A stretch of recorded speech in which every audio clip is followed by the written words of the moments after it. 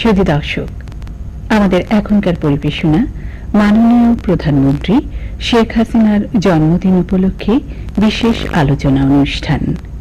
শেখ হাসিনার জীবন, কর্ম ও সংগ্রাম।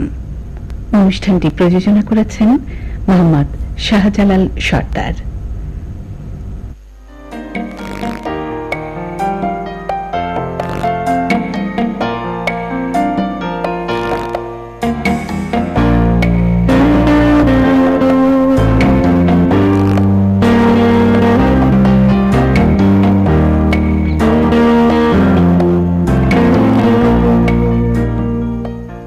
প্রিয় দর্শক, শুভেচ্ছা। জাতির জনক বঙ্গবন্ধু শেখ মুজিবুর রহমানের কন্যা মাননীয় প্রধানমন্ত্রী, যাকে কেন্দ্র করে বাংলা নামী এই দেশের অগ্রগতির সোপান এঁকেছে আমার দেশবাসী, প্রিয় বাংলার জনগণ, সেই মাননীয় নেত্রী প্রধানমন্ত্রী শেখ হাসিনার জন্মদিন। এই উপলক্ষে আমরা আজকে আলোচনায় মিলিত হচ্ছি। আমাদের সাথে উপস্থিত রয়েছেন মাননীয় সংসদ সদস্য ওয়াশিকা আয়েশা খান এবং চট্টগ্রামের বিজ্ঞান ও উপাচার্য ডাক্তার প্রভাত চন্দ্র বড়ুয়া। বাংলা নামে এই দেশের নানা চড়াই উচ্চাই পেরিয়ে রাজনীতির, সরাসরি জাতীয় রাজনীতির প্রায় ৩.৫ দশক মারিয়ে প্রধানমন্ত্রী শেখ হাসিনা আজ বিশ্ব মানচিত্রে তার নিজস্ব যশস্বী খ্যাতি এবং দেশের প্রতি অকৃত্রিম দরদবোধ থেকে বিশ্ব মানচিত্রে নিজের একটি উজ্জ্বলতর অবস্থান নিশ্চিত করেছেন। বাংলার তৃণমূলের জনগণ যুদ্ধাপরাধের দীর্ঘদিনের কালিমা থেকে মুক্তি পেয়েছেন এবং সেই লক্ষ্যে, সেই গৌরবের অধ্যায়কে ধারণ করে বাংলাদেশ নবমাত্রায় এগিয়ে চলেছে। আপনারা জানেন, ক্ষুধামুক্ত, দারিদ্র্যমুক্ত বাংলা দেশ গঠনের যে নতুন বিপ্লব, সেই বিপ্লবের মহান নেত্রী শেখ হাসিনা, তার নেতৃত্বে এগিয়ে চলেছে বাংলাদেশ। কিভাবে সম্ভব হয়েছে এই দীর্ঘ সংগ্রাম? প্রায় ৩.৫ দশকের সরাসরি জাতীয় রাজনীতির এক বিরল অধ্যায়, তাকে কেন্দ্র করে বাংলার মানুষ যে নবতর যাত্রাপথ শুরু করেছে, সেই যাত্রা কি আসলেই খুব সহজসাধ্য ছিল?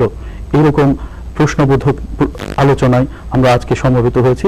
আমরা শুরুতেই জানতে চাই, জাতির জনকের কন্যার যে রাজনীতি, সেই রাজনীতির প্রতি মানুষের যে চাওয়া, মানুষের যে প্রত্যাশা, সেই প্রত্যাশাটাকে কতটুকু ধারণ করেন আমাদের সুশীল সমাজ, আমাদের বুদ্ধিজীবী মহল? এই প্রশ্নে আমরা আসছি ডাক্তার প্রভাত চন্দ্র বড়ুয়ার কাছে, মাননীয় উপাচার্য ইউএসটিসি। আমরা আজকে অত্যন্ত আনন্দিত।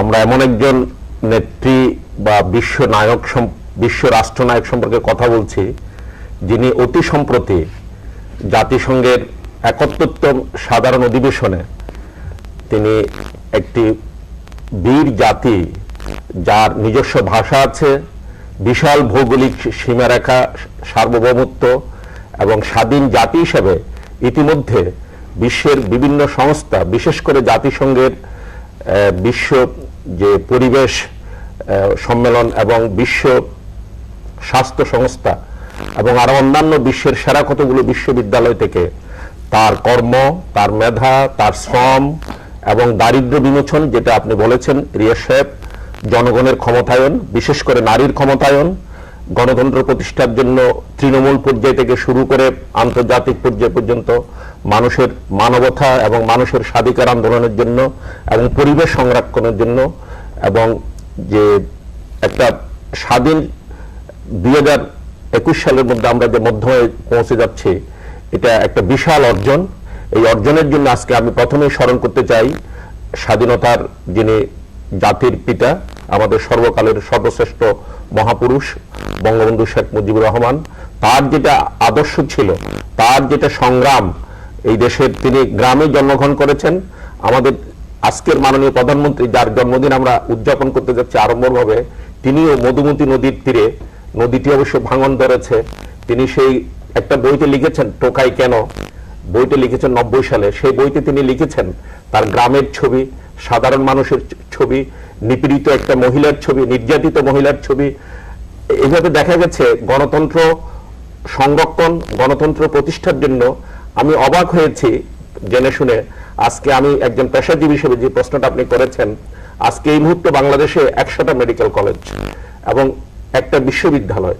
শুধু তাই নয়, আপনি গ্রাম পর্যায়ে আপনি মানুষ অবাক হবেন, প্রত্যেকটি 6,000 মানুষের জন্য একটি কমিউনিটি ক্লিনিক্স, এইভাবে একটা গ্রামের সাধারণ পাড়াগা থেকে শুরু করে আপনার ওয়ার্ড, ইউনিয়ন, উপজেলা, জেলা এবং সদর হাসপাতালে বাংলাদেশ সরকারই শুধু 600-এরও অধিক সরকারি হাসপাতাল বা বিশেষ স্বাস্থ্যকেন্দ্র আছে এবং 61টি মেডিকেল কলেজ আছে, একটি বিশ্ববিদ্যালয়, মেডিকেল বিশ্ববিদ্যালয় আছে, আরো 2টা বিশ্ববিদ্যালয় হচ্ছে।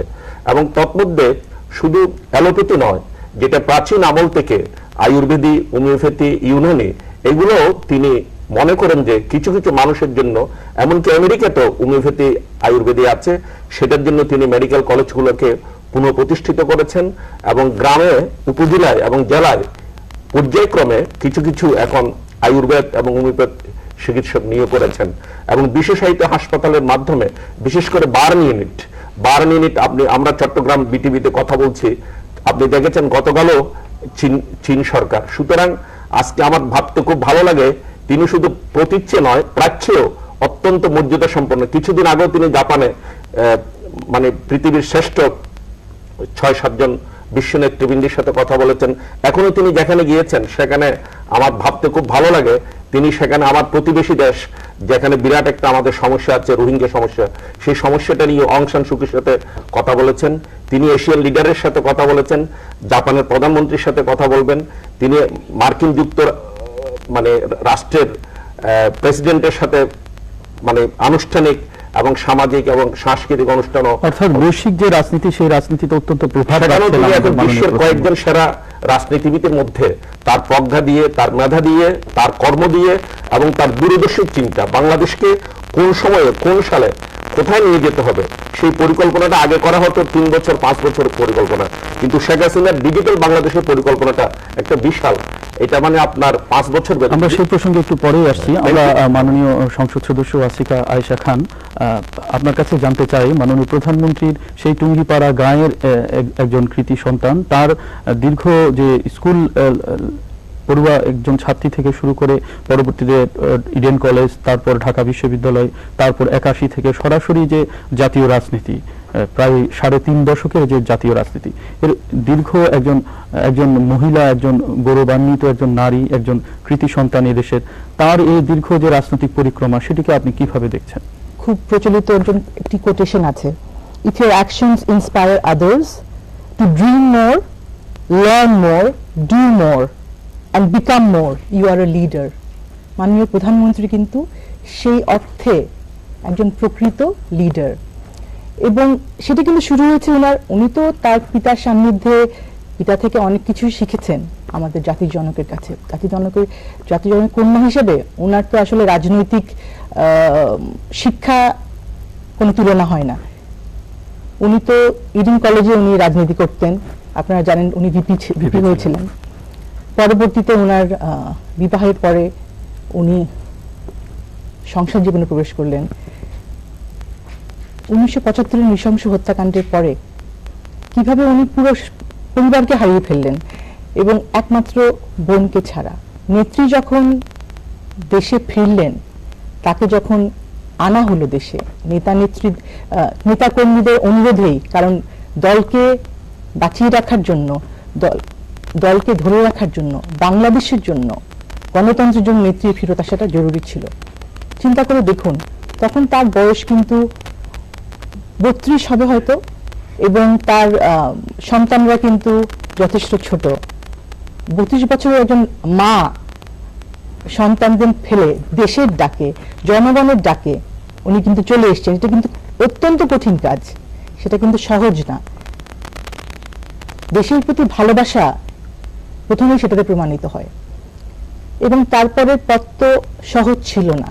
চিন্তা করে দেখুন, প্রায় 17 বার তাকে হত্যার চেষ্টা করা হয়েছে। প্রকৃত যে নেতা, তার সমস্ত গুণাবলী আমার মাননীয় প্রধানমন্ত্রীর মধ্যে রয়েছে। যেসব উন্নয়নমূলক কর্মকাণ্ড হয়েছে বাংলাদেশে মাননীয় প্রধানমন্ত্রীর নেতৃত্বে, সেটা তো আসলে আগে কখনোই হয়নি। সেটার ফিরিস্তি কিন্তু অনেক লম্বা। নারীদের জন্য অনেক কিছু করেছেন, শিশুদের জন্য করেছেন, প্রতিটা স্তরের মানুষের জন্য করেছেন, কৃষকের জন্য করেছেন। কার জন্য করেননি? রাজনীতির আমাদের যে দীর্ঘকালীন অপূর্ণতা, বাংলাদেশের মানুষের যে একটি দায়বদ্ধতা ছিল দেশকে যুদ্ধাপরাধের কালিমা থেকে মুক্ত করার ক্ষেত্রে, অবশ্যই, সেই অবশ্যই। অপূর্ণতা, সেই দায়বদ্ধতার জায়গাটুকুতে মাননীয় প্রধানমন্ত্রীর সাফল্যের বিষয়টি যদি একটু বলতেন। প্রথমত যুদ্ধাপরাধীর ব্যাপারটা চলে এসছে, এটা তো আওয়ামী লীগের ইশতেহারেই ছিল যে যুদ্ধাপরাধের বিচারের কথাটা। 96 সময় আপনারা দেখেছেন জাতির জনকের হত্যাকারীদেরও বিচার করা হয়েছে, যদিও অনেকেই এখনো পলাতক রয়েছেন, তাদের দেশে আনার চেষ্টা করা হচ্ছে। এই কালিমা তো আমার মনে হয় মাননীয় প্রধানমন্ত্রী ছাড়া আর কারো পক্ষেই মোচন করা সম্ভব ছিল না। তার দৃঢ়তার জন্যই কিন্তু যুদ্ধাপরাধীর বিচার সম্ভব হয়েছে, এবং বিচার তো হয়েছেই এবং শাস্তিগুলোও হচ্ছে। আসলে চিন্তা করে দেখুন, 6-7 বছর আগেও কি কেউ ভেবেছিল যে বিচারও হবে এবং শাস্তিও হবে? কেউ চিন্তা করেনি। মাননীয় প্রধানমন্ত্রীর নেতা হিসেবে সাফল্য, রাজনৈতিক নেতৃত্বের সাফল্য এবং মানুষ হিসেবে জনগণের প্রতি ভালোবাসার যে নিদর্শন উনি দিয়েছেন এ পর্যন্ত, তার আসলে কোনো তুলনা হয় না। আমরা মাননীয় উপাচার্য আপনার কাছে আর একটু বিষয় একটু অন্যভাবে জানতে চাই। আপনি আপনার আলোচনার মধ্যে একটি বিষয় বলার চেষ্টা করেছেন বার্ন ইউনিট প্রসঙ্গে। যে আমরা জানি যে নিকট অতীতে যেভাবে পেট্রোল বোমা রাজনীতির নামে সাধারণ মানুষ, নিরীহ মানুষকে হত্যা যে প্রবণতা শুরু হয়েছিল, তার বিপরীতে দাঁড়িয়ে মাননীয় প্রধানমন্ত্রী অত্যন্ত সাহসের সাথে, বিচক্ষণতার সাথে দেশের আপামর জনগণকে, মুক্তিযুদ্ধকামী মানুষকে নিয়ে একটি অশুভ শক্তির সাথে সংগ্রাম করেছেন। তো চট্টগ্রামে যে 500 শয্যা বিশিষ্ট বার্ন ইউনিট হতে যাচ্ছে, যেই প্রক্রিয়াটি আপনি বলার চেষ্টা করেছেন, চীনা একটি প্রতিনিধি দল সফর করে গেছেন, সম্ভাব্যতা যাচাই করে গেছেন।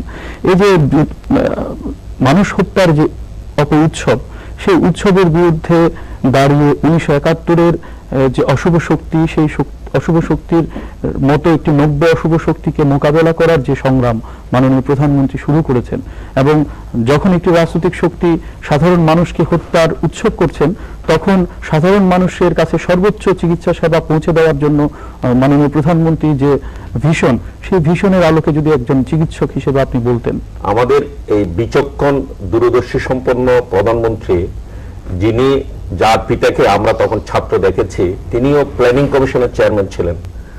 মাননীয় প্রধানমন্ত্রীও, যে কথাটা আমি বলতে চাই, সামাজিক আন্দোলনের মাধ্যমে সন্ত্রাস, জঙ্গিবাদ এবং আপনার মাদকাসক্তি আমাদের সমাজকে ঠিকভাবে বিশ্ব সমাজে মাথা তুলে দাঁড়ানোর জন্য যে সাধারণ মানুষকে সম্পৃক্ত করে পার্টিসিপেটরি পাবলিক প্রাইভেট পার্টনারশিপস, আজকে সরকারি বেসরকারি মেডিকেল কলেজ, হাসপাতাল, clinic, nursing college, nursing institute, midwifery training institutes এবং এই ধরনের আরো অনেকগুলো প্রতিষ্ঠান আছে। সবগুলোতে তিনি চাচ্ছেন সেবাটাকে কম্প্রিহেনসিভ, সমন্বিত, ইন্টিগ্রেটেড, যাতে আমি একটু আগে বলেছি একদম তৃণমূল পর্যায় পর্যন্ত মেডিকেল কলেজে এই বার্ন ইউনিট করা। তিনি বলেছেন প্রত্যেকটি, এখন এই মুহূর্তে 36টা গভর্নমেন্ট মেডিকেল কলেজ আর সর্বমোট 100টা মেডিকেল কলেজ। তিনি চাচ্ছেন মানুষ যেন সেবা থেকে বঞ্চিত না হয়। যে কথাটা আপনি গুরুত্ব দিয়ে বোঝাতে চেষ্টা করছেন, সেটা হচ্ছে এর প্রাথমিক প্রাইমারি প্রিভেনশন, সেকেন্ডারি প্রিভেনশন। তিনি শুধু আহতদের চিকিৎসার জন্য আইসিইউর মতো উন্নত, এটা একটা সার্জিক্যাল বা কম্প্রিহেনসিভ কেয়ার দিতে চাচ্ছেন না। তিনি এগুলো যেন প্রতিরোধ করা যায়, তার নীতিগুলো হচ্ছে, তিনি বলেছেন এই যে কনফারেন্সে তিনি কিছুদিন আগে বলেছেন যে আমার দেশে 40 মিলিয়ন, প্রায় 40 লক্ষ আপনার গার্মেন্টস এবং টেক্সটাইল শ্রমিক আছে, এবং যে কোনো এত বড় ইন্ডাস্ট্রিগুলোতে আপনার শ্রম স্বাস্থ্য মেনটেন করা এটা একটা চ্যালেঞ্জের বিষয়।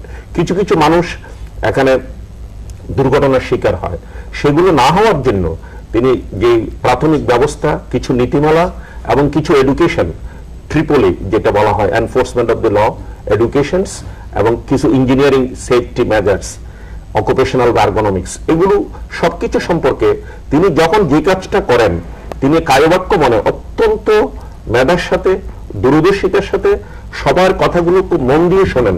শোনার পরে তিনি যে পরিকল্পনাটা নিয়েছেন সেটা আমরা বঙ্গবন্ধুর মাঝে কিছু কিছু দেখেছি, কিন্তু 3 বছর 7 মাসের মাথায় সম্ভবত তাকে একটা জাতীয় এবং আন্তর্জাতিক চক্র কাজ করতে দেয় নাই, এখনো আমাদের প্রধানমন্ত্রীকেও বিভিন্ন সময় বিভিন্ন দিক থেকে আপনি যেটা বলেছেন এই আগুন বা অগ্নিকাণ্ড এবং রাস্তাঘাটে আগুন সন্ত্রাস এই জিনিসগুলো মানব সৃষ্ট ম্যানমেড ডিজাস্টার, এগুলো প্রিভেন্টেবল। আজকের জন্মদিনে আমাদের এটাই শিক্ষা উচিত। আমি নিজে একজন শিক্ষক, একজন চিকিৎসক, আমরা চাই যে আগামী প্রজন্ম এই জিনিসটাকে আর মেনে নিবে না এবং এটার প্রতিরোধটা একটা বিজ্ঞানসম্মত এবং একটি মানবতা সম্পন্ন।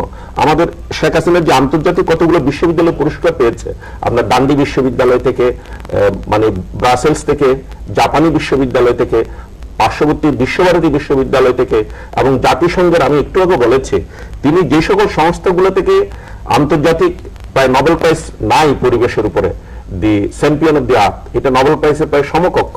তো এই জিনিসগুলো যে তিনি পেয়েছেন, এগুলো একটা তৃতীয় বিশ্বে, এশিয়ার কোন দেশে, আফ্রিকার কোন দেশে এই সমকালীন বিংশ শতাব্দীর শেষে কিংবা 21 শতাব্দী কোন নেত্রী পেয়েছেন কিনা আমি জানি না।